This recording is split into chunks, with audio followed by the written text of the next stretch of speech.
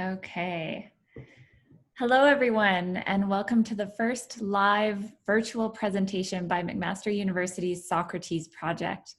Though COVID-19 has forced the temporary closure of our buildings and the cancellation of many of our live events, we are determined to find ways to bring you discussions about the important topics of our times. My name is Katie Moisse, and I'll be moderating tonight's discussion. I'm a science journalist and assistant professor of science communication in McMaster University's School of Interdisciplinary Science, and it is my absolute privilege to introduce tonight's speaker, Dr. Firas Khalid. Firas is a medical doctor with a PhD in health policy from McMaster University.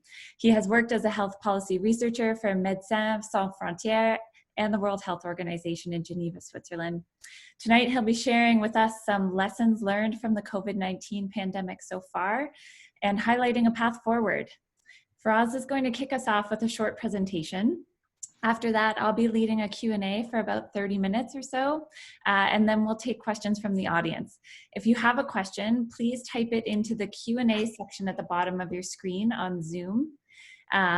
Please use the Q&A instead of the chat section, just so that we're all looking in the same place. We'll do our best to answer as many questions as possible tonight. Firas, thank you so much for joining us tonight.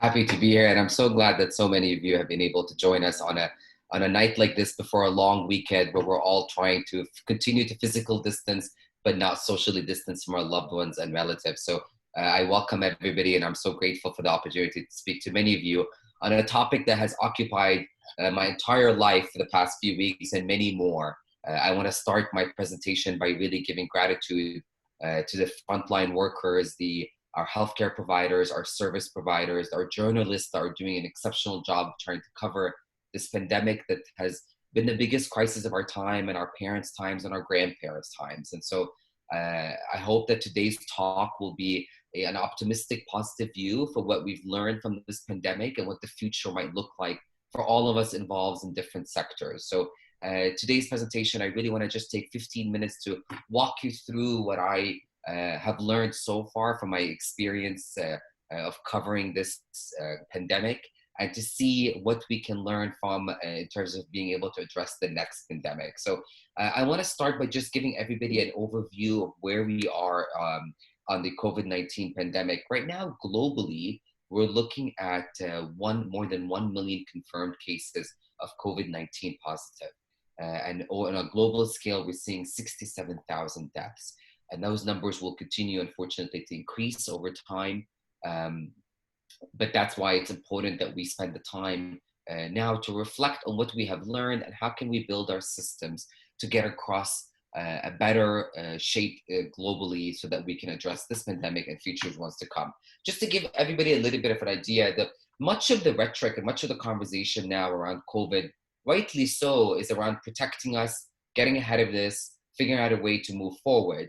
But I think my talk today is really going to be mostly about a system level. I want to walk you through 4 systems that I believe need to adapt and be shaped quickly to be able to address this pandemic and future ones. I start with the political system because, to me, the COVID-19 pandemic was really a test to how good our governments can get ahead of something that transcends political jurisdictional duties and really questions the leaders among us to step up and showcase what it is like to call on everybody to play a role in this pandemic. So when it comes to the political system, which is my first focus in this presentation, there is this idea that words like cooperation and solidarity really hold this new meaning in this world that we call new world of COVID-19.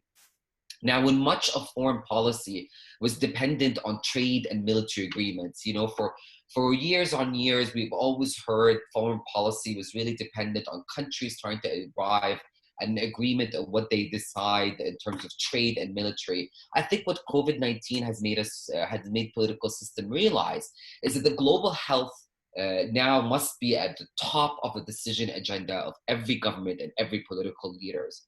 I think what we're realizing is that we cannot have public health agreements sit in silos, but rather we really need this international cooperation. And just to be very clear in what I mean by that, what we're realizing that for the longest time, when we heard our political leaders try to engage in conversations about global solidarity, it was global health or public health initiatives often took a sidestep to really what was the goal of trying to establish a collaboration between countries.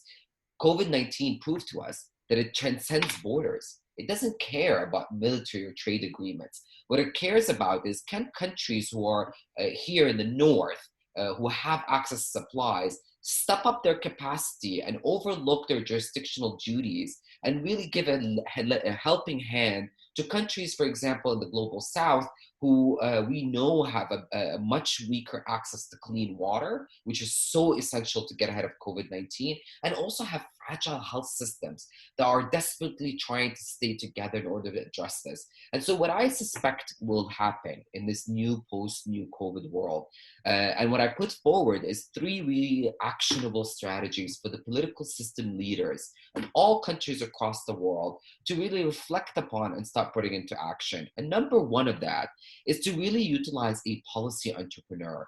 And a policy entrepreneur, simply put, is a charismatic, influential policy maker who's at the pulse of the political system, of the interposition between all the 3 different systems, that can capitalize on this policy window, this unpredictable window we're in right now, and really help move and change forward the importance of building infrastructures at a country level that focuses on public health. In 2003 here in Canada, we saw with the SARS outbreak that one of the key policy entrepreneurs at the time was able to capitalize on the policy window of SARS and build what currently is the Public Health Agency of Ontario. And that Public Health Agency of Ontario only came about because of SARS. And if we look at the lessons we learned of SARS, many of which, unfortunately, we weren't able to actually adopt in COVID, which gives us even more room to push forward for this idea that we really need to strengthen our country national level of public health infrastructure, so that there is no this question about provincial versus federal here in Canada, but even we see it played out in all other countries in the world. Depending on the jurisdiction, we're seeing a lot of finger pointings between different levels of government. And moving forward, we really need to be able to adopt a national strategy that transcends all boundaries within existing countries, so we can move forward in building international cooperations between state levels. And second, we really need a database of key experts. The reason why I come with this idea is because I know, by being virtue of being worked in humanitarian agencies and international agencies, I know of many experts who were at the forefront of dealing with the Ebola outbreak, Zika, SARS, and unfortunately, we're not been very good at tapping into those experts and utilizing them at our country level. And part of the reason is that we're so overwhelmed in trying to deal with the pandemic, it becomes extremely hard in the middle of a crisis to think about who can I call upon to come step up. This is why it's going to be so crucial that moving forward, we really need to establish this database. And this database should have experts from cross sectors. So it's not just people in health, but also social and education, that at a moment notice, we can call up on them and say, hey, can you please advise on how we can move forward in this pandemic? And lastly, when it comes to the political system, this idea of global efforts of solving complex health problems. You know, it was often seen in movies when countries try at the UN General Assembly to discuss with each other off table what they're going to agree on for the next mandate. And public health initiatives and global health challenges are always at the bottom of that decision agenda. It's not, simply put, it's not a sexy enough topic that leaders of countries feel that they can leverage momentum underneath their own agenda. I think that has changed. I think what COVID-19 pandemic has showed countries is that you cannot take this topic lightly. It needs to be at the top of the agenda, and that is the incentives that countries that were hesitant to engage in international cooperation around global health challenges, including climate change, will now change based on what happened now. And how would that play out? I think time will tell on global efforts and how we can actually build that solidarity. I think every country right now is in survival mode, trying to figure out for their own countries. I mean, we're all seeing that every country in the world is dealing with this pandemic in their own nature. But the one thing that's common denominator between all the countries around the world is that as long as one country have one case of COVID-19, no country in the world is safe. because what this virus has showed that it's transcending boundaries and borders. I move now to the health system, which is at the core of all of this. I think we've heard words like flattening the curve and planking the curve. That's all about our health system. It's the jewel of what makes our society strong. It has shown us now more than ever that it must be protected and sacred, and that our healthcare workers are really the heroes of our current time. I think what many of us in health policy world are sort of having this tough conversations about how do we make sure that the families and the loved ones of our healthcare workers who are on the front line are protected. So many of my strategies to sort of get ahead of this are focusing on our heroes, our national healthcare workers. And that includes not just physicians, it includes our nurses, our janitors in our hospitals that are trying to keep our facilities clean. It includes the transport facilities, the paramedics, anybody who's at the front lines dealing with coronavirus patients. How do we get ahead of the curve so that next time a crisis like this happens, we're able to protect them? And some of the things I suggest is, why not start treating our healthcare providers like they're military personnel?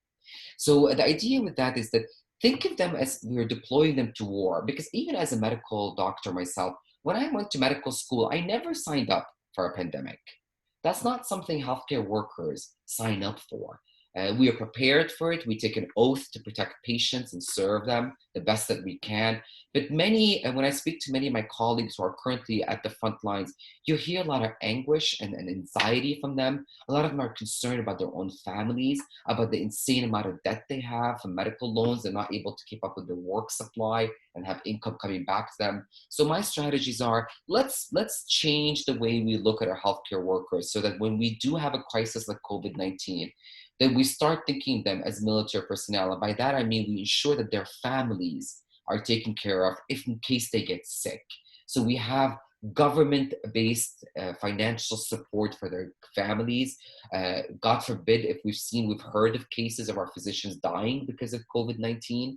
So what does that mean for the families that are left behind that we're so heavily dependent on those healthcare workers? We need to figure that out. We also need to ensure that there's enough protective equipment for all our healthcare workers on reserve. We should be able to have on reserve enough PPE equipment for our healthcare workers that in case we get into a crisis like COVID-19 or similar ones, we're immediately ready to protect them, because their health should not be at jeopardy because they're trying to help out the society. That's not questionable. The same way that when we send our soldiers out to war, we make sure they have protective gear before they go out. We need to be doing the exact same with our healthcare personnel. 9/11 used to be the most terrorism around 9/11 changed the way we saw military interventions. I believe that COVID-19 is going to change the way we look at the healthcare personnel. And lastly, I think what a very tangible strategies that we could do is we need a massive, massive investment in telehealth. Many countries have taken strides in that, but we need huge more emphasis on that. And the reason why I say that is many of us today are having to consult our healthcare providers through a phone or video conferencing, but we can't take the millennials and the younger generations' ability to get on technology so fast. We have to remember that many countries have an aging population, and we need to be building in capacity training to help our aging population to know how to adapt to virtual telehealth. That's the part that's missing. Nobody's talking about that. We're all saying we need telehealth, but nobody's saying, well, what about these 70-year-old elderly who's never used a computer, who doesn't own one? How do we expect them to be able to communicate with their doctors? So we need to think ahead of this. This could be as simple as we train them, we offer workshops, we bring them in, we provide the facilities, or we can even build assessment places in communities where if we can't provide everybody with a laptop, there'll be one space where they can come in and seek help from a healthcare professional virtually. And then finally, under the health system, I really urge this idea, and I hope that health system leaders who will listen to this presentation and the publications that will come out of it will really act on this one. It's the idea that we really need to think about lowering the interest rates on healthcare providers' student loans to take a bit of the financial loss that they're experiencing right now. And the point of that, this comes from many conversations with healthcare providers who are saying that We're not looking to earn more money because we're on the front lines. We're just looking to be rewarded for working extraneous hours that we never signed up for. So that's one way we can actually reward our healthcare workers for the hard work they're putting in. I want to move next to my third system, which is the International Humanitarian Aid System.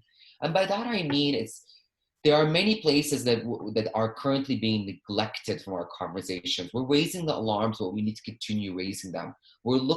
I'm here, I want to be very specific. I'm talking about the refugee camps. I'm talking about the vulnerable populations that many aid organizations are trying to serve. When I visited the Syrian refugee camps on the border of Syria and Lebanon, I'll tell you firsthand experience, those camps don't have the luxury of physical distancing, because you're looking at sometimes 10 to 12 families living in one tent. How do we expect them to physically distance? Many of them don't have access to clean water, don't have access to soap. So that's going to be a huge, huge dangerous point for us to move forward on this pandemic and for future ones. If we can't provide clean access to water and space in refugee camps, we will never be able to address crises like COVID-19. And the point that I want to make here is it's really three key things. Many countries now are stepping back on their foreign aid and their donor money to agencies. And that is catastrophic. And the reason for that is there's such brilliant work by organizations like Doctors Without Borders, like the Red Cross, who've spent years and years trying to provide polio vaccinations, cholera treatment, TB. We can't all of a sudden stop the funding for this important work because we're too busy trying to deal with COVID domestically. What ends up happening is that this will take us back to dark times.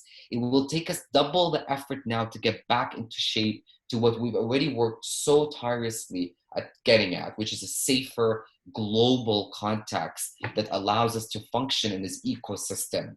And that fragility of this ecosystem is going to be so important to reflect on moving forward. So my plea and my ask of how do we learn from this crisis for the future when it comes to aid organization is we really need to find ways to sustain international donor money, especially in times when the US government announced they will stop funding the World Health Organization, our central authority for health regulation, our body that we look to for guidelines and guidance on how to move forward in such pandemics. We also need to collaborate effectively with state governments. We need to look at the gaps that country governments cannot fulfill and for aid organizations to fill that gap. And just to be very clear on that, for example, here in Canada, our country is doing a remarkable job of trying to protect the public. But then who's looking at the senior population? Who is looking at the homeless population? What about the marginalized population? I think that's where the added value of aid organizations can be, and many of them are actually stepping up to the plate to fill that gap. They are coming into the countries and saying to the governments, let's collaborate together. You focus on the general population health, and we look after the delegation of tasks when it comes to marginalized population. And that's going to be really key that we start putting those mechanisms in place so that when the next crisis come around, we know that everybody has a role to play and we're very clear about what role that is. And finally, when it comes to aid organizations, I think now is the time for them to put aside their own agendas and really focus on reaching out to academic and research institutions and start collaborating on joint projects that fuel the questions that come out of the field for them. And this way we make sure that there's a healthy cycle of knowledge production and supporting its use in the field. And finally, when it comes to health research system, which is my area of bread and butter, my focus here is simple. We need now, what COVID-19 taught us is there can be so much information out there. We really need the knowledge workers, the people who sit in between academia and public health and crisis management to really help us translate that verified, up-to-date, clear, and accurate information to the public. That has been my role for the past few weeks, my way of helping my community as somebody who sits in between academia and practice to really try to translate the enormous amount of knowledge out there, verify it, and translate it to public in a way that is accessible jargon-free and easy to understand. We need more people like this, and we need to strengthen them in our communities so that the next crisis comes, we're not frantically reading things on WhatsApp or Facebook that's freaking us out because we don't know if it's true or not. We actually can trust verified sources of information that we can look to, like our Dr. Teresa Tam here in Canada, for reliable information to break it down to us. And finally, we really need to see an increase in funding in epidemiological centers. I think if the past week has taught us anything in Canada, is people care for modeling. People want to know when this crisis is over. And I find it quite reassuring that for the longest time, epidemiologists were played a back seat in our scientific community, and now they're at the forefront of it. We're looking at them for modeling data. We want to know when this crisis is going to be over, what our health system needs. So we need to strengthen their capacity by increasing their funding to do the work that we need them to do. I want to end today's presentation. I just want to say that although while many of us spend time reflecting on solving daily challenges with COVID-19, my hope with today's presentation and my sharing my insights with you is really to push us all to think bolder and bigger on how we can transform our society and our systems so they're able to adapt to the next crisis. And let me tell you, as somebody that's worked on crisis for a while, unfortunately, our world will witness more and more of these crises. So the earlier we can get ahead of this, the more we can have this kind of scholarly discourse that we're having right now, the more prepared you are for the future to come ahead. Thanks so much, Firas. That was wonderful. You've pointed to 4 systems each with many real opportunities for action. And I want to just take a little bit of time to go back to each one and explore them in a little more detail. So starting with the political system, I wonder, are there historical examples of governments coming together to address global health problems in a really productive way? Yeah, I mean, that's a great question. We've seen that with polio. I think that many countries realize the dramatic and drastic effects of polio and really step up their vaccination. And we got to the point where we've almost been able to eradicate polio because of it. So yes, we do have many examples in the world where countries have really been able to step up. But I think it's when it's large enough scale, when the crisis is such a big scale that it sort of touches on their core values of their country and what they stand for. That's, I think, when they really mobilize together and we see them moving forward. That's why I believe that COVID-19 is that. It is that window of opportunity that we can really capitalize on. But right now, Katie, I think the issue that we're seeing is that many countries are playing survival and very few are thinking ahead. And this is why it's important now to really spend this time to think, what about the future? What can we do to protect our children, our future children? Yeah, yes, indeed. And it does feel like it's hard to imagine coming out of the sort of crisis at hand mode, but it is important to look forward in that way. And I love the term policy entrepreneur. I hadn't heard that before. And I think that's really interesting. And I wonder if sort of how does a policy entrepreneur sort of emerge? What's it going to take for us to get to that place where there is an opening for that person to emerge? Do we need sort of a team of these individuals from all around the world? I wonder if you could tell us a little bit more about what that process might look like. Yeah, so a policy entrepreneur is a very health policy, politically science term that we use about, it's really somebody who sits in government, usually is a policymaker who's able to capitalize on their influence and their power and recognizes a policy window. So that COVID-19 would be a policy window and really try to mobilize resources to create a change. So we saw it with SARS. And I argued in much of my earlier work that Dr. David Naylor was a policy entrepreneur that was able to, he was sitting in the government, saw the events that were happening around SARS outbreaks, and decided that this is the time where we really need, among with others, I mean, when you speak to Dr. Naylor, he'll tell you he didn't do it alone. Many of us believe that he was actually the entrepreneur behind pushing it. But it's this idea that he's able to recognize the window and act on it. And by act on it means like mobilize resources around a goal. And in that case, when it came to SARS, it was creating Public Health Agency of Ontario. For COVID-19, I think our policy entrepreneurs, which right now we're seeing them emerge. I think that you could argue, you can put forward an argument that Dr. Teresa Tam, our Canada Public Health Chief Officer, is a policy entrepreneur. She's very much at the forefront of this. She sits in government. She can use her power and her influence and the momentum she's been generated because of her credibility in the field to really build something that will sustain future pandemics and similar crises. That could be, for example, a national public health strategy that really sort of puts aside jurisdictional regulations or borders and really gets at the core of which is a nationwide policy.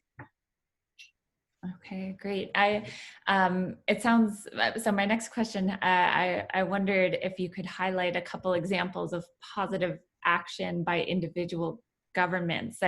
Were there any sort of governments that are leading the way and are really in terms of their response? And it sounds like you think the Canadian government so far is doing a good job. Maybe you could speak to that a little bit more, as well as are there governments that are sort of perhaps moving backwards? And if so, how can health policy experts sort of get involved to get things back on track?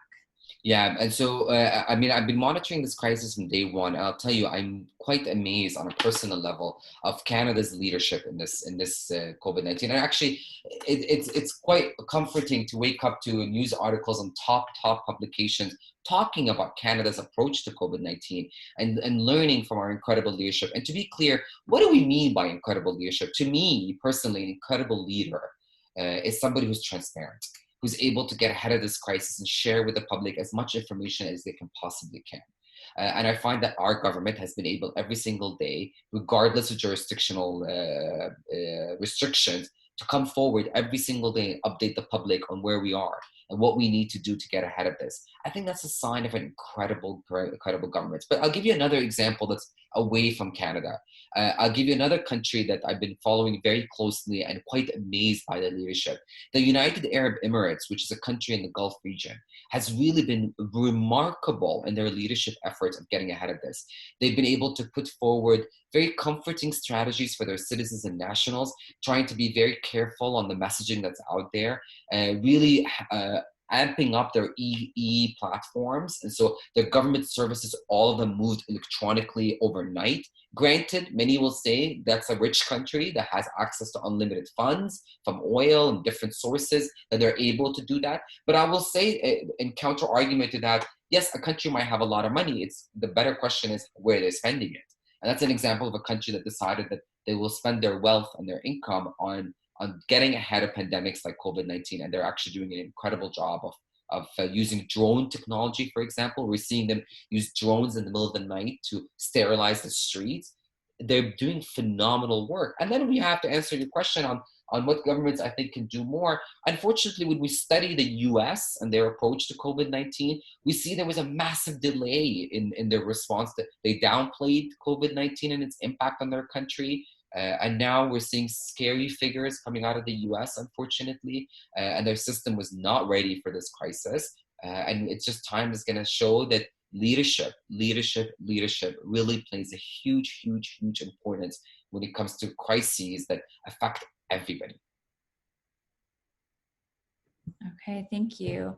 I want to pivot over to the health system now. And I think you really hit the nail on the head when you spoke about the courage and dedication of our healthcare providers and our responsibility to support them and their families through this. Are there examples of countries or communities leading the way in this space, doing what is necessary to support their healthcare providers? I have not yet come across examples, and I'm sure many of our audience, if any of you have come across examples of countries where they've really stepped up to protect the healthcare workers, please share them with me. I share my email address. I would love to hear these stories. But I tell you that the reason why this is the closest to my heart, because many of my colleagues in medical school are now, many of them are infectious disease specialists working in the field, dealing with coronavirus patients. And it's the stories that I hear from them every night is heartbreaking. of them having, many of them have already accepted their fate. And by that, I mean they've accepted they will be positive with COVID-19. They've accepted they won't see their loved ones for 14 days because they're in quarantine.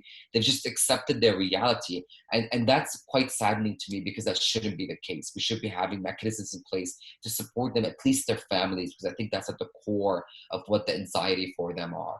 If you speak to many of my colleagues, they tell you, I'm okay putting myself at risk. I'm not okay that my family gets put in risk. And by that I mean is that many of their spouses and partners have now had to seek employment because they're not sure when they'll be able to sustain a funding. So that's my point about we need to figure out ways to support their families and treat them like they've gone to war. It's the one idea that keeps resonating in my head over and over and over again. If we treat them like military personnel that are being deployed into war, then we must take care of the families that are left behind, because the reality is they're fighting a war. They might not be fighting it with guns, but they're surely fighting it with everything they have. Yes, you also mentioned lowering interest rates for medical students as well. I think it's been really interesting to see some of the stories coming out about the graduating class of medical students this year and the world they're graduating into. And I think when we spoke earlier, maybe in something that you've written, you also talked about this potentially sort of provoking some students to enter into public health fields and pursue this, which I think is just absolutely inspiring. We need good, smart, dedicated people in this space. And I wonder, what would it take to sort of move toward those supportive policies to encourage people to go into these jobs where we need them? So, I'm really happy you brought this up, because in the past 3 weeks alone, I've actually counted the number of emails of students that have reached out to me in my capacity as their professor to tell me that they've now decided to go into public health or health policy. I've had more than 42 emails in 3 weeks of students telling me they found their calling. Many of those emails actually brought me to tears, because I've been in public health and population health for the majority of my career, and it was always seen as a second tier to clinical medicine. And I think now people are realizing the value that, I'm not trying to generalize. I know that many have already saw this value or advocating and champions for more public health. But I think now we're going to see a big surge of interest into public health. And what we need to do to get ahead of this, I don't talk about the educational system. It's not one of the systems I focus on. Although I work in education, I think the educational system must capitalize on what's going on right now and figure out a way to create programs. So I will share this with everybody. I was hired as the co-lead to create a health and humanitarian health emergencies unit in the new School of Global Health at McGill University. And part of my task is to figure out, how do we prepare our students to be able to address crises like this? I know, very timely. We didn't plan it that way. I'm actually writing the draft proposal for it this weekend. And the conversation I had today with somebody who used to be a very influential leader at a top aid organization was, we need to be able better to utilize our public health students, our masters of public health students, our undergraduate public health students, and our medical doctors. What we saw in this crisis, if many of you have followed Twitter, you'll saw that many medical students stepped up to the plate. Many public health students were screaming across their computers, use us, utilize us. We have the knowledge. My students are bright, Katie. They are smart, they're dedicated, they're disciplined, they're hardworking, and they're passionate, and they want to make a difference.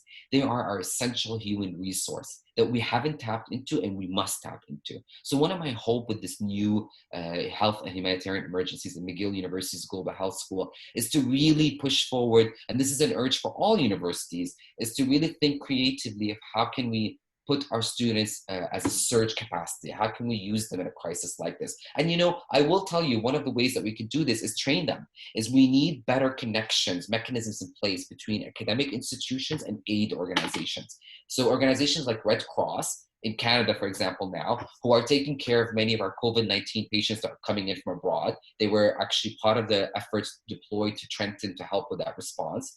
We need to find out better ways so that the internships that our students get during their schooling is very much connected to society's needs. So that when a crisis like this happens, we're not we're not sort of panicking about how to use them, but actually already know how we can deploy this massive, great human resources we have. One of the other things I'll comment on that is I also been getting, quite interestingly, I don't know why I find it interesting. It's not shocking. It makes sense. Many of my colleagues at a research level from academia are emailing asking about research priorities.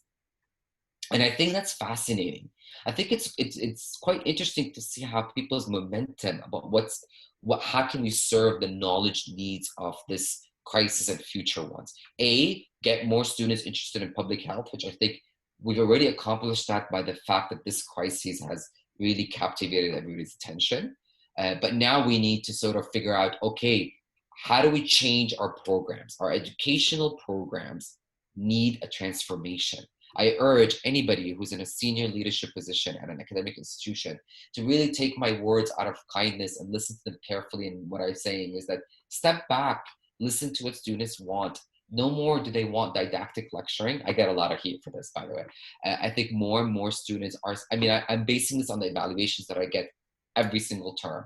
All the students keep saying, give us more tangible skills. Teach me how to think about solving complex global health problems.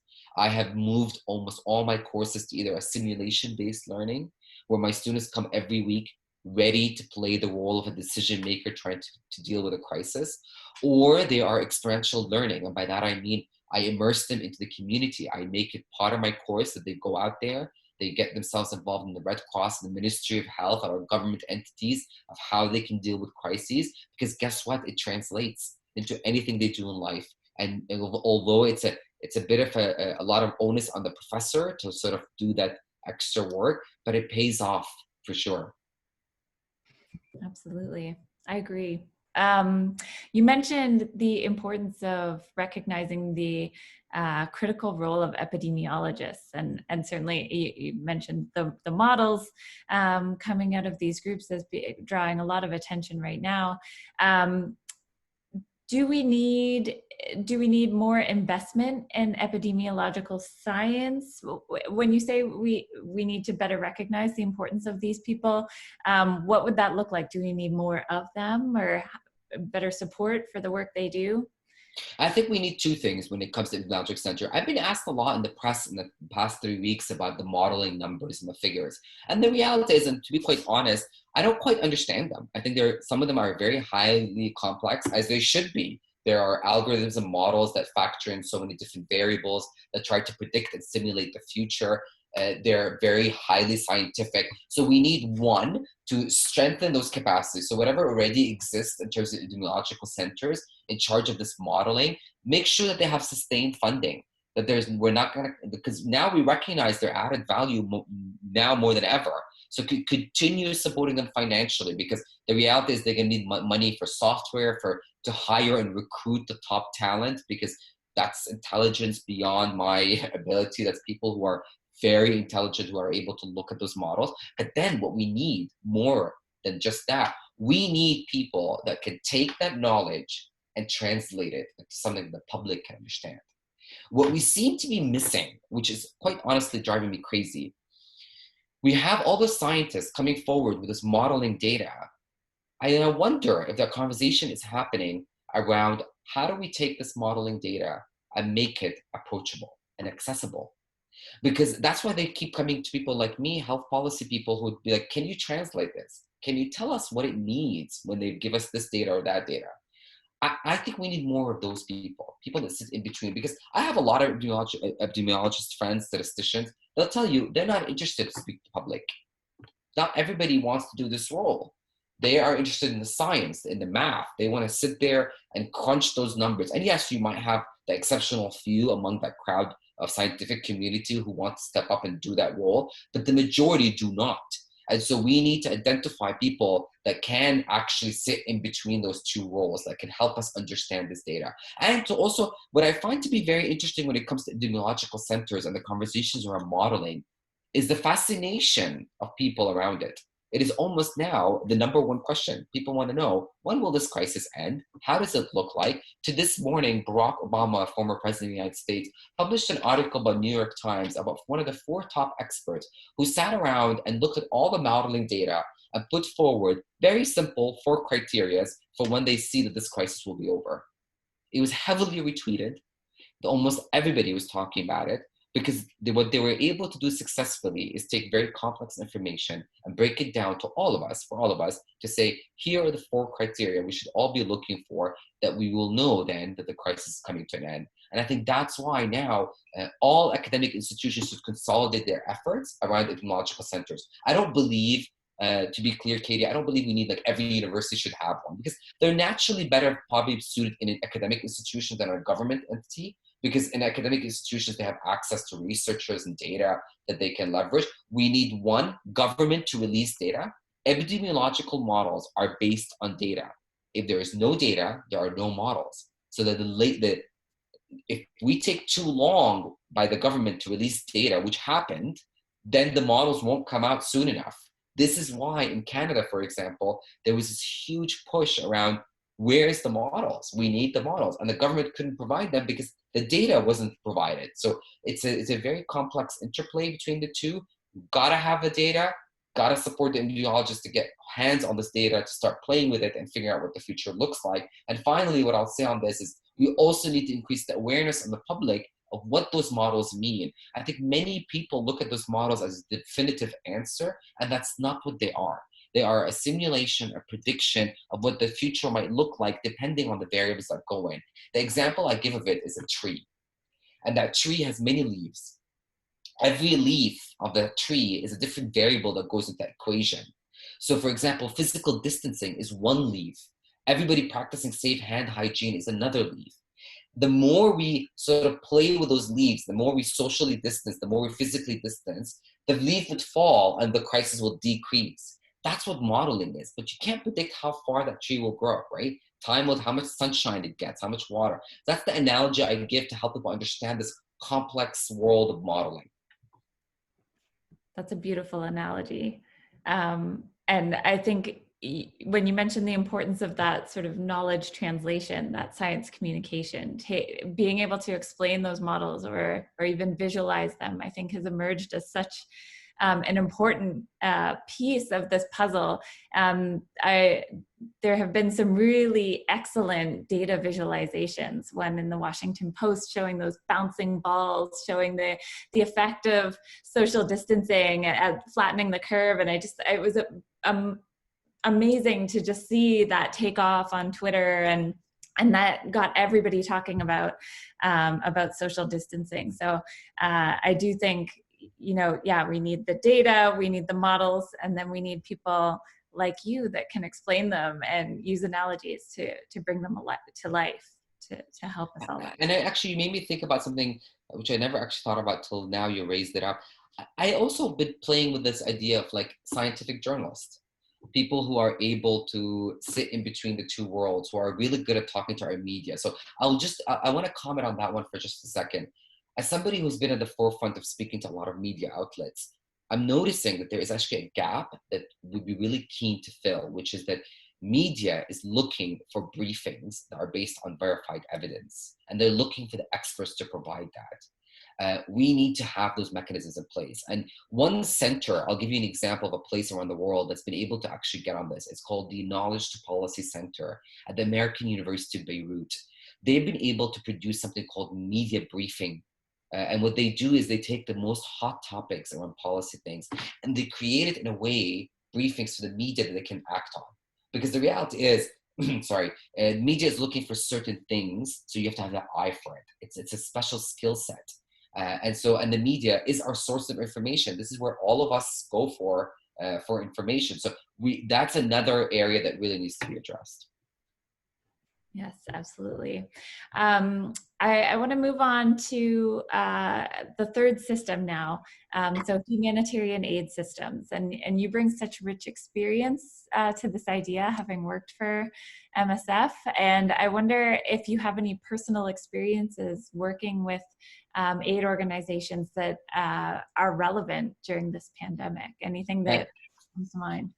Yeah, so the two big organizations for me that's sort of on top of my forehead is the Canadian Red Cross right now, which I am aware of their activities. They're doing a remarkable job. And I will say this, they're not looking for credit, and neither is the other organization I'm about to mention, Doctors Without Borders. I find that they're both those organizations. I don't have an official relationship with them anymore, so there's no reason for me to be saying this. But I will make this comment that what I find to be quite noble about them is that they're both doing so much work at the moment that the majority of the public, I'm not sure, are aware of. They're not looking for credit. They're not looking for fame. They're looking to address the gaps. And they're doing it in different ways. So I'm aware that Doctors Without Borders now is trying to step up operations here in Canada to fill in the gaps around marginalized populations. And by that, I mean homeless populations. There are some scary, scary reports coming out about the increase of COVID-19 in our homeless shelters. Some of them are closed down. They cannot physically distance because they don't have the capacity for that. Who's going to come take care of them? So aid organizations like Doctors Without Borders, like the Canadian Red Cross, and many other grassroots organizations are really trying to fill that gap. But the reason why I brought it up in my presentation is because we need to stop waiting for them to figure out where to fill the gaps. And we need to already have mechanisms in place that we are aware what the strengths are. And by that, I mean, organization like Doctors Without Borders, it works in emergency setting. It's bread and butter. All it does, it goes to areas that are much scarier than COVID-19, are able to deal with deployment of drugs and medical supplies in an insanely fast time. They're able to mobilize healthcare workers so fast and address crises like the Ebola. They did an incredible job with the Ebola response that many of us have saw and witnessed their leadership position on that. So we shouldn't wait on them to come to ask to offer their help. We should already have mechanisms of saying, hey, we have this crisis. We know that MSF or the Canadian Red Cross are excellent at doing this. Quickly deploy them. I think we've done that with the Canadian Red Cross. My understanding is that they were very much engaged in the beginning with the government on how to get ahead of this. They were in charge of Trenton centers. They were in charge of quarantine. So they were very much affiliated with the government early on and working closely with them to help them address this. But we need to also, beyond the big organizations like MSF and Red Cross, what about the smaller organizations? There's many NGOs within our countries that are capable and able to help and want to help. How can we utilize them? How can we have a sort of a database? So I put forward the idea of this, we need the experts among us to be in a database at a political system level, but the same thing needs to happen at an international humanitarian aid system level. We need the experts of every organization. We need to know precisely who can do what. So one example I'll give is that there is an incredible NGO, the name of it has escaped my mind, but all it does is it's in charge of encouraging reading among children. And I can't let the thought escape me for the past 2 days of how amazing would they have been during this crisis to provide sort of storytelling virtually to all the parents that are losing their minds at home with their children that are getting stir crazy. I say this because even my own sisters who are struggling with my nieces and nephews to keep them engaged, and they have to go to work. Some of my sisters don't have the privilege to sit at home and work from home. They must go to work, that they're left feeling helpless and their anxiety and their mental health is at stake. And I thought about all these NGOs that are doing incredible work. There's one that's doing puppets in Syria with the Syrian refugees. They have a place to play in this crisis. We just need to give them the tools to be able to step up because they're already stranded for funds. As an aid organization, funding is so limited. So to be able to expect them to step up their technological advances to address a crisis like this is unrealistic. So we need to actually be able to support them financially and through innovative ideas to help them adapt to the times of increasing number of crises around the world. So you've mentioned a couple really vulnerable populations. I want to build on this idea of bringing in these aid organizations to help fill this need of supporting vulnerable groups. So you've talked about refugees, the homeless. I've seen a lot of really disheartening stories about people with mental illness and addiction, victims of domestic abuse, people with disabilities, even the elderly. Our most vulnerable people are suffering the most in this crisis. And there are some examples of aid organizations stepping in, but like you said, it does feel like we need to connect with more. We need to sort of predict the need and act on it quickly. How can governments actually do that? How can they mobilize this financial support or whatever it is? Who will it take to spark that? The leaders among us. So I'll give an example on that. When I studied, one of my studies that I got published was about the Syrian refugee crisis and the development of policies in Lebanon and Ontario to help address the Syrian refugee crisis. What Lebanon did through the leadership of the Ministry of Health, they convened a steering committee where they brought everybody from the NGOs to national agencies like the UN agencies to just grassroots organizations to government entities around one table and really try to figure out what's the added value of each one of them and capitalize on that. And that's arguably why they were able to develop the policies they did and try to address the health needs of Syrian refugees. The same needs to happen in all countries. I think we're seeing more and more an increase in the number of organizations, period. What they lack is leadership to connect them to governments. But I will say that the onus is not just on governments. The onus is also on the aid organizations. Many of them are hesitant to engage with government entities for sake of neutrality, to be impartial. But I think that COVID-19 proved to those organizations that refuse to collaborate and work with governments that you can't do that. For example, in Canada, our government is leading the forefront of how to deal with COVID-19. You can't be running up operations here without direct and explicit relationship with our government. The same is the case across the country world. It's very hard now to find a country where you can't work, you're not allowed, you're able to run operations without a direct link to the government. And that makes sense because this is what a lot of people in aid organizations who have years of experience working in crisis zones will tell you, is that often it's best to work with the existing governments rather than come in and employ our own government structure. So it's not that aid organizations want to do that. I think it's what they struggle with is that they don't have the mechanisms to establish that collaboration and connection. And one way to do it is to build the incentives for NGOs to work with governments, and you do that by getting mutually agreed upon priorities. So if the idea is to tackle safe hygiene or supply of clean water to rural communities, then aid organizations need to meet the governments halfway and vice versa to actually be able to achieve that goal. Okay, thank you. Finally, I want to move on to your fourth system, so the health research system. And I think it's been really incredible to see the research coming out daily from these truly multidisciplinary international research groups. Like it's collaboration, I think, like I've not seen before.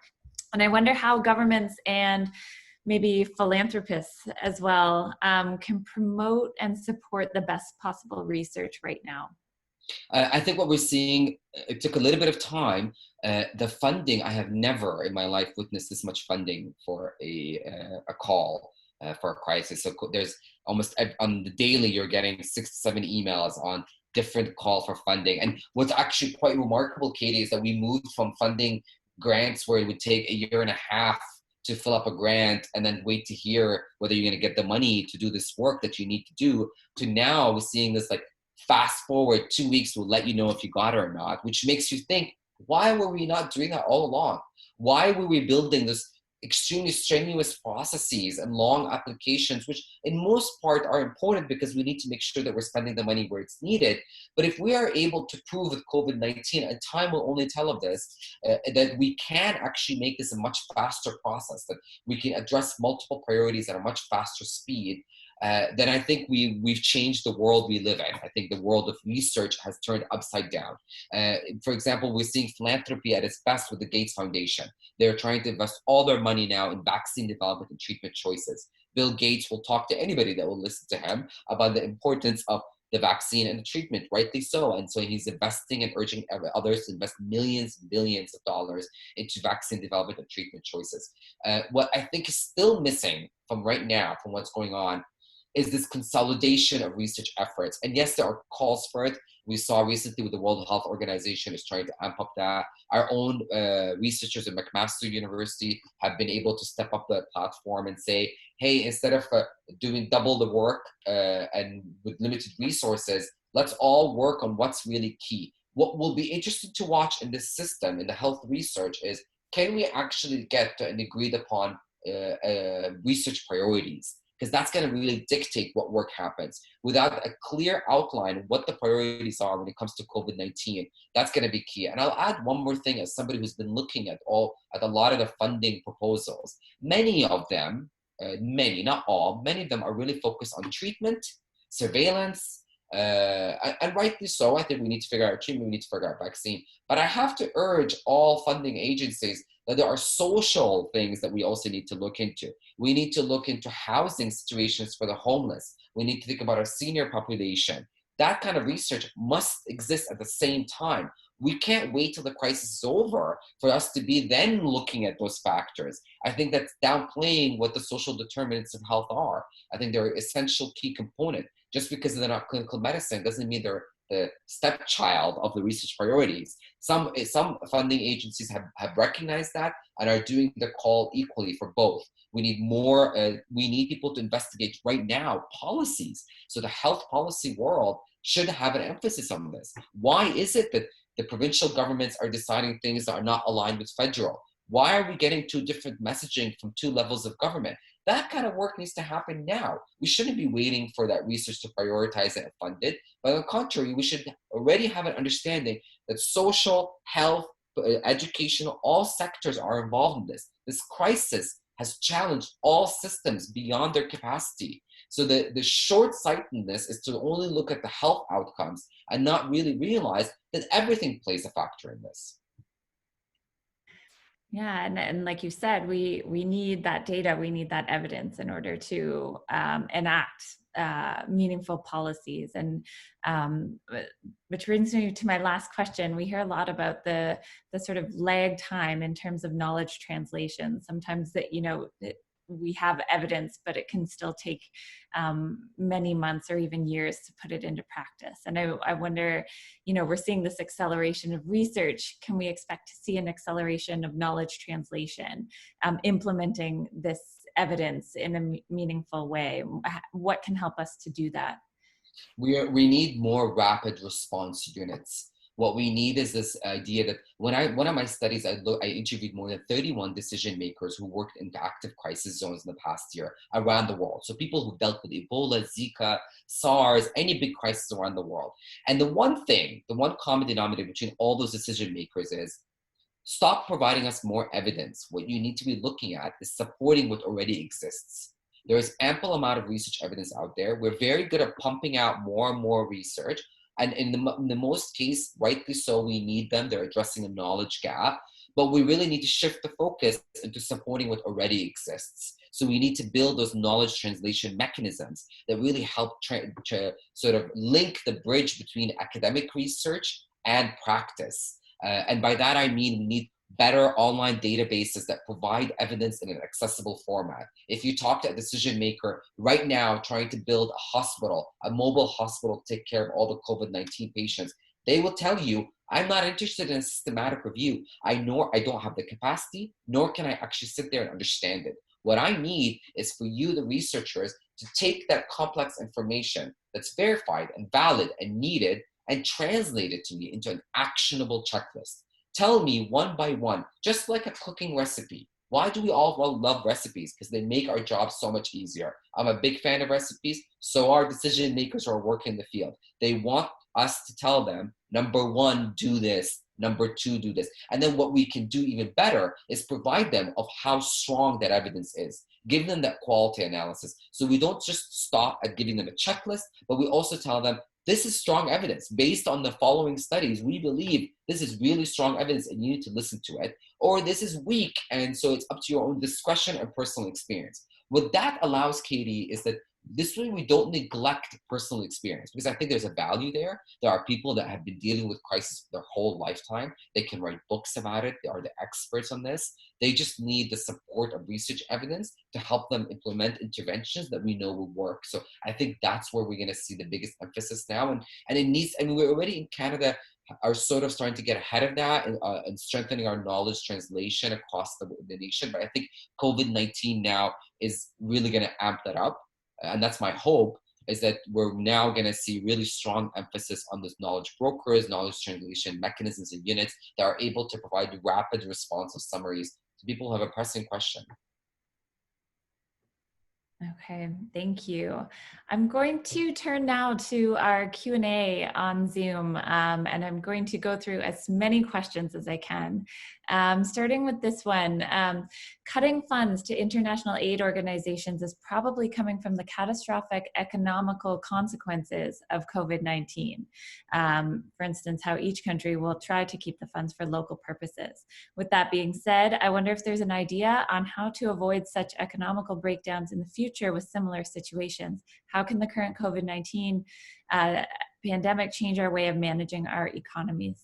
Yeah, great question. I don't have a perfect answer for that, but what I've been thinking about in conversations with many people who work in foreign service and sort of aid organizations is we really need to put in place earmarked funds for crises like COVID-19. There should be earmarked funds that are untouchable.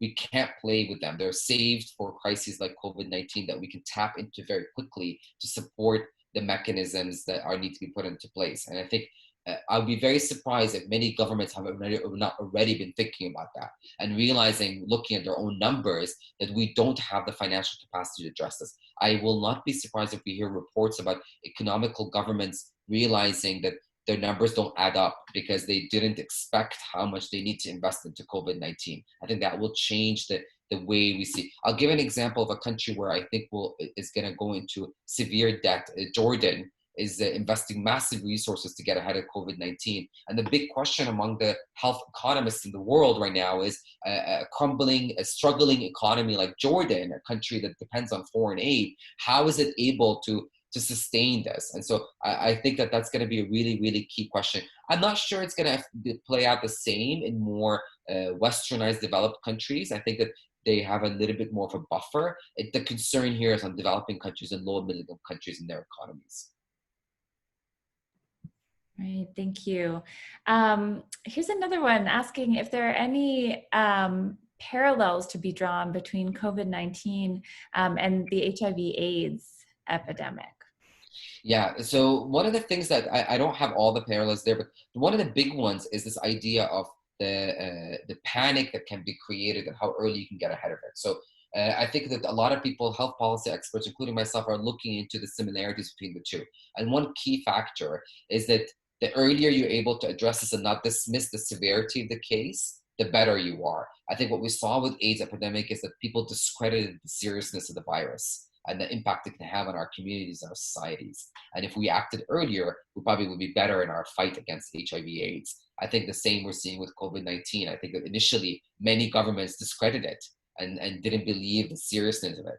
We see examples of the United Kingdom where they were not going to go the route of social distancing and physical distancing, and they were going to remain everything open as status quo until a study came out of Imperial College that told them that more than 200,000 people will die from the UK if they don't immediately shut down things. And so I think that's the difference. The other big difference, I think, between the HIV/AIDS and the COVID-19 is that we have faster access to information in COVID-19, which I think is changing the way we see and manage crises.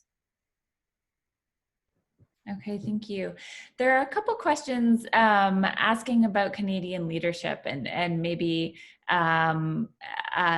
challenging the notion that it has been great all the way through.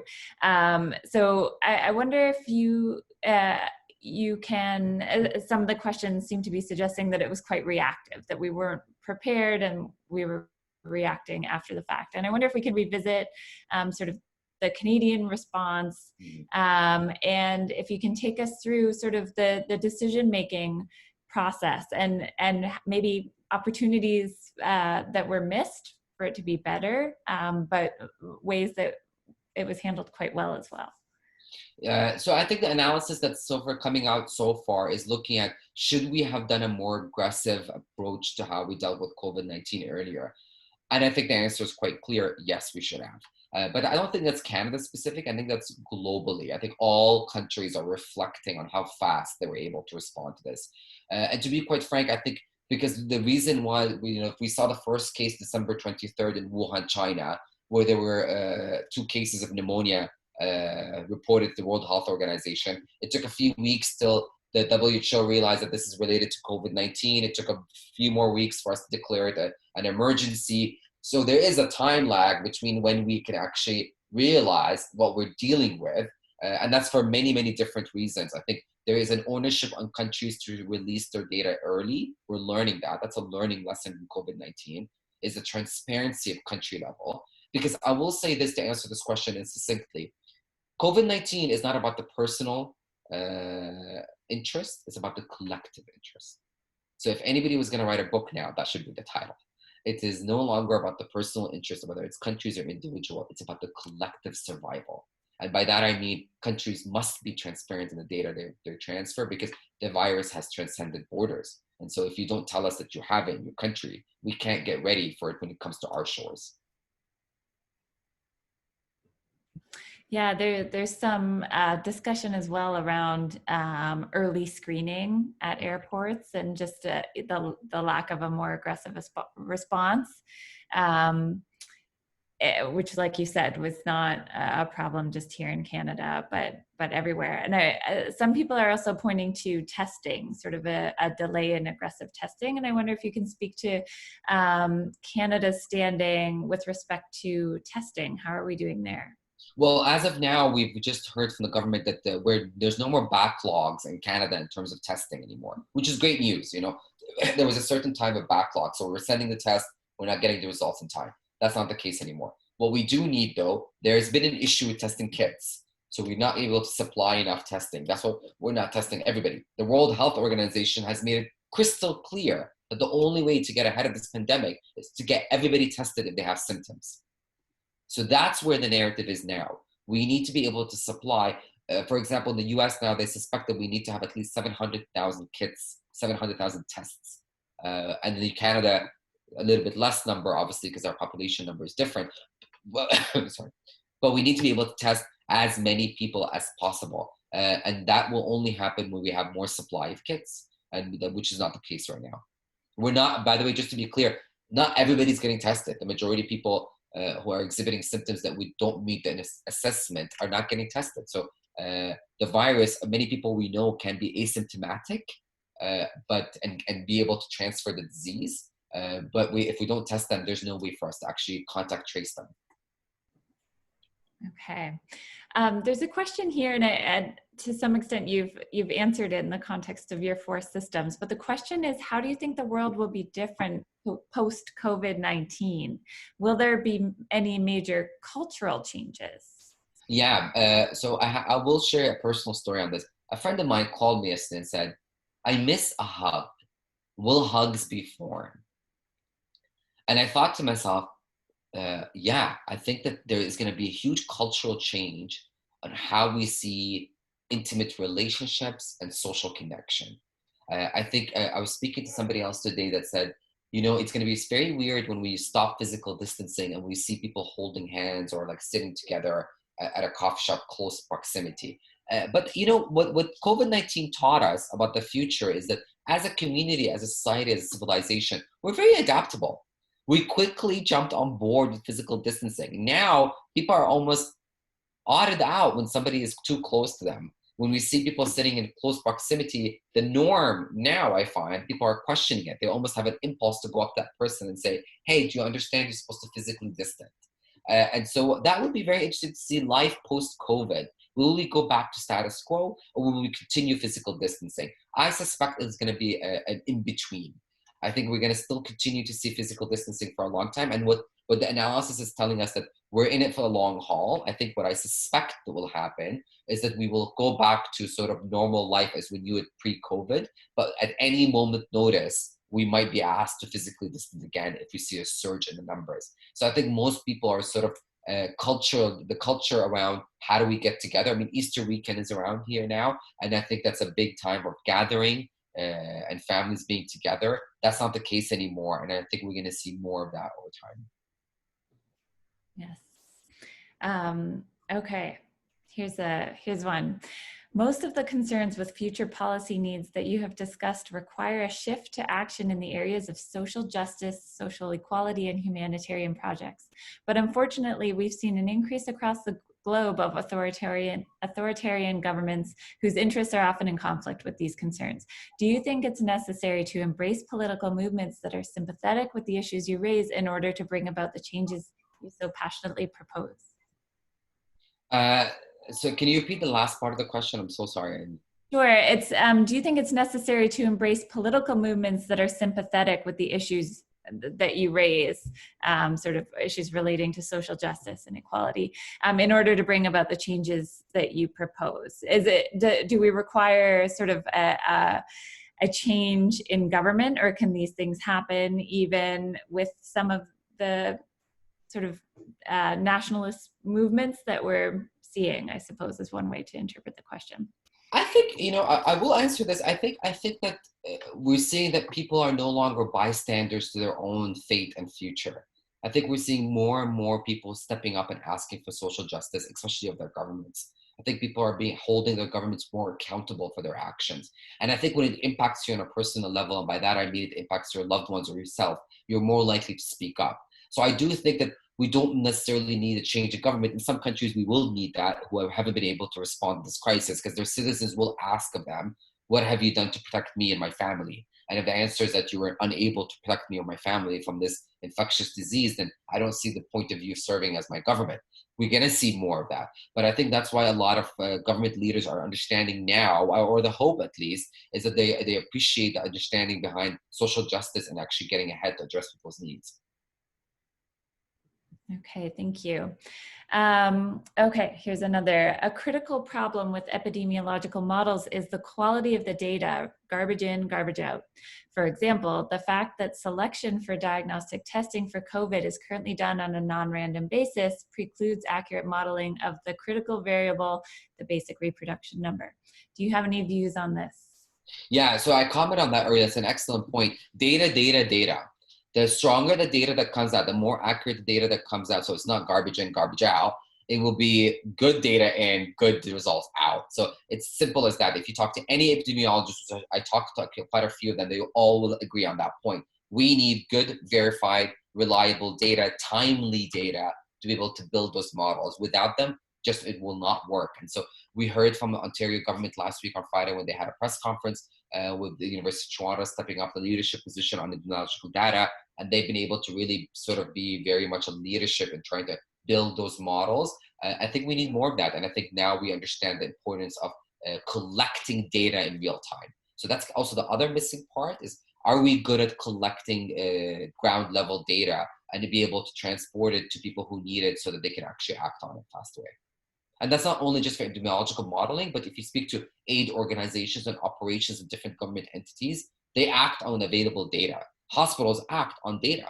We need to know how many patients we should be expecting in terms of COVID-19 in order to better equip our resources, to have better ICUs, better hospital beds. Okay, thank you. There's a question here, well, first a comment, agreeing with you that the UAE has done a really good job battling the crisis, and asking whether countries like the UK and US are doing enough. And the question is, do you think a more strict lockdown than what's being seen in these places should be in place? Yeah, that's a good question. So the thing is, I think countries like the UAE, I urge them to share their lessons.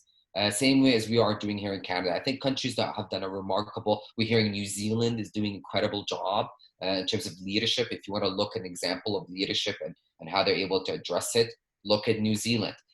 But I will remind the public and who's listening to this is that every country is different. And we can't apply one universal model to all countries. It's contextual, it's cultural. What works here will not work anywhere else. And so we need to be careful about that messaging that one model will work everywhere. So just because one country tried to go more draconian measures and lock things up very fast, doesn't mean that's going to work in other countries. We see China where they had very drastic response to this. They shut down everything. They build mobile hospitals, they quarantined people, they've supplied masks. That's extreme measures. And was it effective? Time will tell. Now we know there's less number of cases. People are questioning the reports that are coming out of China. But my point here to make is that every country is different. Every country requires its own way of handling with this. And over time, we will learn better who has a better stand at this. It's not a competition, it's a collaboration.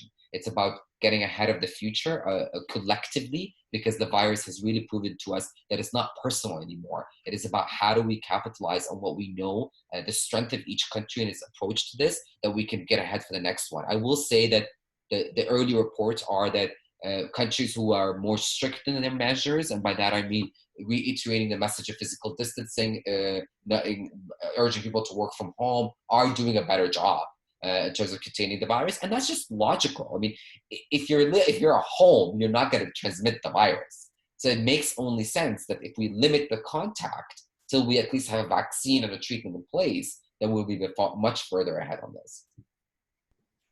Okay, there's a question here to follow up on that about balancing those health priorities with economic ones. So the question is, Sweden has tried to continue operating, risking transmission of disease, where other countries are cutting millions of jobs. How should countries approach the freeze in the economic world?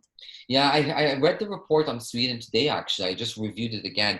And yes, they have done a very different approach to most countries. They've decided to keep their businesses open. And if you hear their public health officials comment on the matter, they'll tell you that for them, they believe that they want to, and I'm quoting them, keep the trust in the community, have people responsible for their own health. So the government of Sweden is trying to say that it's not on us to tell you what to do, it's on you, we'll just educate you. Very different approach to it. They're trying to employ something else, but the numbers coming out of Sweden in terms of death cases and reported cases of COVID-19 are alarming. So we're not sure that those measures are actually working. So just to be clear for everybody listening to this, their numbers of deaths are escalating. So I'm not sure their more loosey approach to this, where they're allowing things to continue, bars and restaurants open, is actively working. But we also hear of countries who have been able to keep things open, but put in place mechanisms to support the risk of lower transmission. And by that, I mean they're testing temperatures at every facility. So there is to offer a sort of creativity and positive hope for the future, because the reality is that this virus is not the first and last one we'll get. There are ways we can get ahead of this. We can, for example, start screening temperatures of people at every major service essential entity. So you're going to a shopping mall, can we not screen people's temperature before they come in? And if we suspect that they might be positive, direct them to the right resources, supply hand sanitizer at all facilities, provide face masks, non-surgical, non-medical face masks to everybody who we suspect might be able to spread the disease. So I think everybody's looking into that. How do we live in this new post-COVID life with an increase in infectious diseases and the possibility that this is not the first and last time we'll see something like this? Okay, thank you. Next question. Does Canada have a significant presence at the World Health Organization? Oh, very good question. No. That was a very abrupt answer. I think they've been trying to. I think there are many efforts. They are very much asked for feedback. So actually, I will take my answer back. It's not a no in the sense that they do have a presence. Canada is very much a leader when it comes to health. We're often solicited for answer and advice and guidance. We provide many of the consultations and feedback that is required, but I will argue that we don't play as strong of a role as maybe other countries that have donate more money or have a bigger stand when it comes to UN General Secretary. So it plays out very differently when it comes to UN structures, because it's accountable to member states, and member states have to campaign and lobby to have influence in that organization. So it becomes to country-specific examples. But I will say on the WHO and Canada's relation, early on when it comes to COVID-19, many of our Canadian experts were asked to fly to Geneva and were part of the consultation to get ahead. And actually, if you look at some of the leaders at WHO right now handling the COVID-19, they are Canadian. Our former, also at other organizations, like the former president of the former president of Doctors Without Borders, who was in charge of dealing with the Ebola, is a Canadian physician. So we're seeing we might not see government heavy involvement, but we're definitely seeing Canadians being at the forefront of collaborating with major agencies like the WHO, and some of them leading those agencies in our forefront of global health challenges, for sure. Thank you.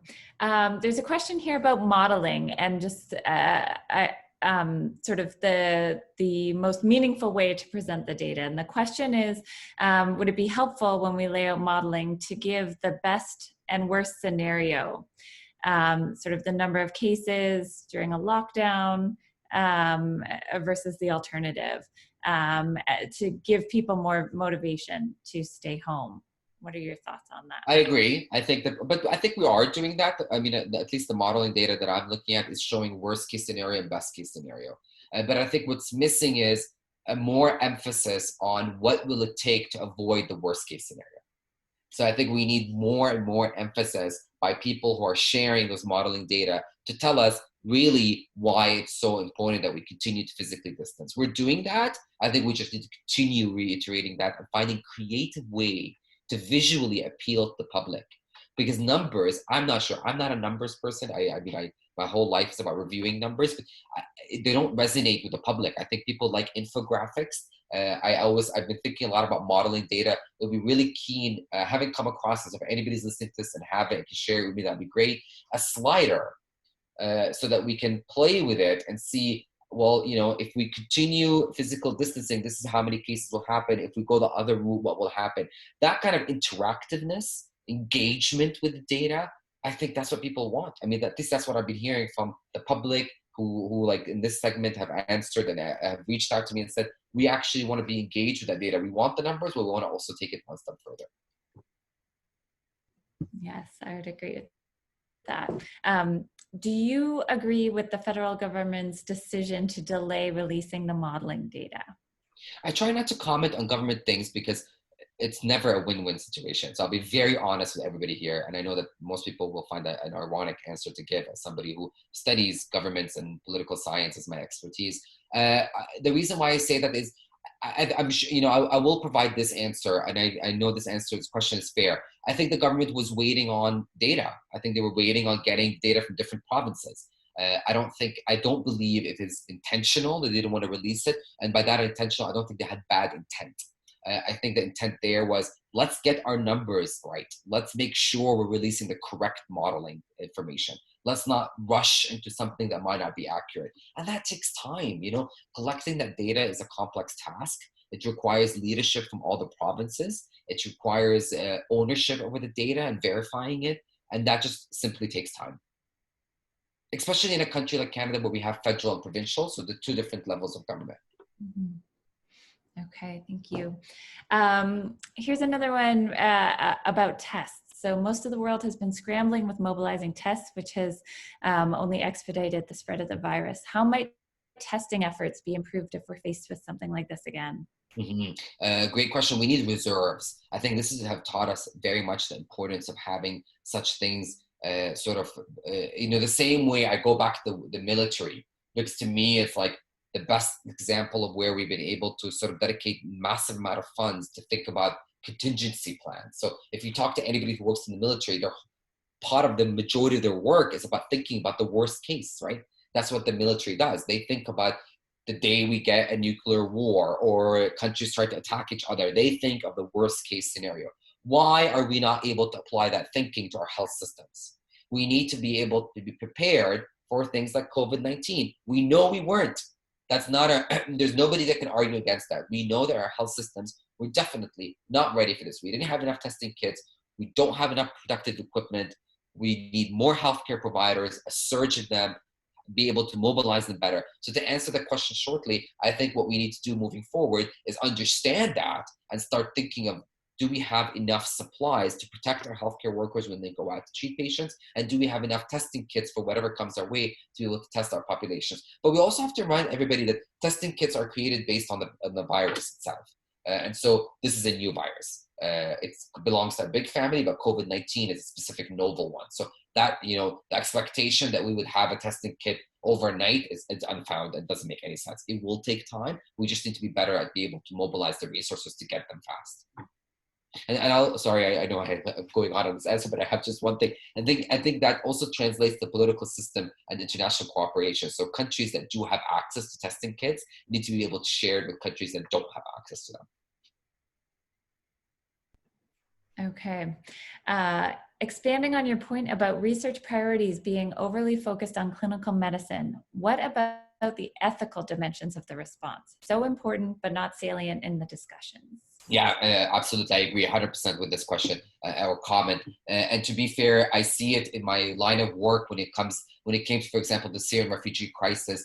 We saw a lot of work about addressing their health needs, very little work about the ethics of conducting that work, or what's going to happen with us vulnerable populations. That work happened sort of in retrospect and later progression of the crisis. And that's what I was alarming to and hinting towards earlier in my presentation and my conversation with you, Katie, is that research priorities must be very diverse. We must have emphasis on multiple things, including ethics. One of the big questions right now, there's a massive clinical trial going on in Canada about the development of a treatment.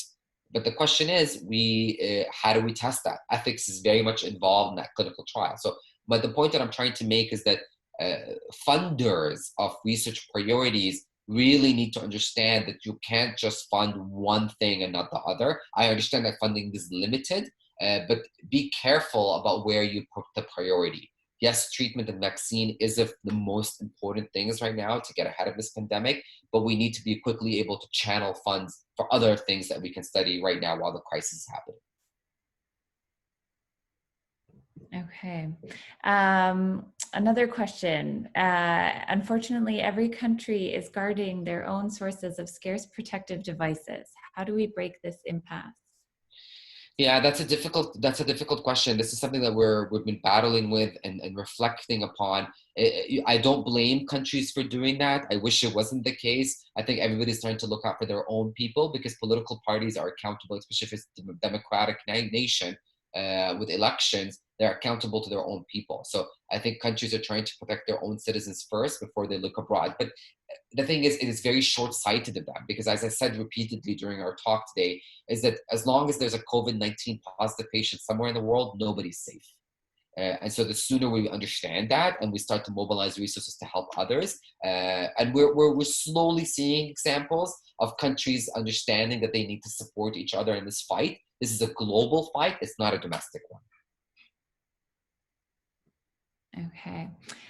During all of this presentation, the focus has been on how to respond to the crisis. The main issue to me is what will be done to address the cause of COVID-19, the wet markets and the effects of these markets on development of the virus and future viruses. Who will address this problem? What is the role of the World Health Organization in this matter? Yeah, and so this conversation is starting. I've been seeing this often. I think there is going to be a discussion at the World Health Organization level of the level of involvement on this. People are asking the WHO to have a more leadership position on trying to regulate stuff like this so that it doesn't happen again. I don't have an answer on that. I think that the authority lies first and foremost with the government of that country, if they are accountable to their people and willing to address this because they understand the consequences of that. And if not, then we need a higher authority, and in this case would be the UN, or it's one of its own functions like the WHO. Okay, thank you. We're coming to the end here. I want to, there have been a couple questions that have referenced surgical masks. And for us, I know that this is a question you get asked a lot by journalists. And so I'll just read the question here. If everybody wore surgical masks, COVID might be stopped in its tracks. It's terrible that this simple technical measure cannot be implemented because there are no masks available for everybody. Any creative views on how to get around this impasse? What would you recommend to public authorities in this regard? I like the question of masks because I think what it's done, it's that it's pushed all of us to sort of re-examine our evidence repeatedly. But the reality is the evidence around surgical masks has not changed. And I know many people listening to me will probably not like this answer. If you look at Dr. Theresa Tam, our Canada Public Health Chief Officer, yes, now we are saying to people, if you have a mask at home, a non-surgical mask, cover your face with a bandana or a piece of cloth. Thick is better, but we're not trying to promote surgical mask use. And let me explain why. The reasons are, number one, improper use of them. So when people put them, they have to get snug around their nose and cheeks. If they're not, they're ineffective and actually can increase the spread of the virus. So what ends up happening is it makes its way to your face. You're playing with your mask. I see this all the time here. People put up the mask and put it down, but it's ineffective. It actually can spread the virus because then you're touching your eyes and nose and you can spread it. Second, it needs disposal. You can't reuse them. They're not meant to be reused. And so we're also seeing people not disposing them accurately. I think the jury is still out there on whether we should have promoted this early on, I think that the evidence still tells us that surgical masks are not an effective public health interventions. And until the evidence changes, and I urge everybody who's arguing that the evidence is there to argue for it, is that look at, really examine the validity of that evidence and whether it's accurate or not. And for last comment on the masks, I'll say this, you know, they're meant to protect people who have symptoms, but not to protect from everything. So we will see a time where this, even CDC, when they recommended the use of masks, they said bandanas and cloth. So I think the idea of surgical masks, we're reserving it for our healthcare workers, especially N95, that's only for our healthcare workers. Okay. With that, I'm going to thank Firas. Thank you so much for your time and expertise and perspectives today. This has been such a great discussion. I want to thank everyone for coming. I hope you enjoyed the evening. I also just want to draw your attention to the next online event for the Socrates Project. It's April 22nd, and it's the Breckenridge Memorial Lecture with Sarah Binder, and the title is Legislating in Polarized Times. So you can find more information about that on the Socrates website. Thanks so much again for us, and good night to everyone, and stay safe. Thank you so much, Katie. I really enjoyed it. Have a good night, everybody.